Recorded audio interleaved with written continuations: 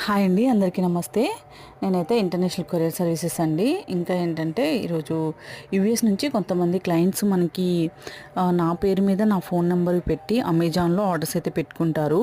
ఈ విధంగా మనకి అమెజాన్ నుంచి మనకి రిసీవ్ అయిన తర్వాత నేను క్లయింట్కి ఈవినింగ్ టైంలో మనకి ఎన్నైతే కొరియర్స్ రిసీవ్ అయ్యాయో అవన్నీ కూడా ఓపెన్ చేసేసి ఆ రోజు కస్టమర్కి అప్డేట్ చేసేస్తాను అనమాట. ఎందుకంటే బై మిస్టేక్లీ వాళ్ళు మనకి అమెజాన్ వాళ్ళు ఇవ్వకపోయినా కానీ వాళ్ళకి మనకి కమ్యూనికేషన్ లేకపోతే వాళ్ళకి తెలియదు కదా. అందుకోసం ఎవ్రీడే నేను ఓపెన్ చేసేసి ఎన్నైతే పార్సల్స్ వచ్చాయో అన్నీ కూడా నేను వాళ్ళకి వాట్సాప్లో పెట్టేస్తాను అనమాట, వీడియో తీసి.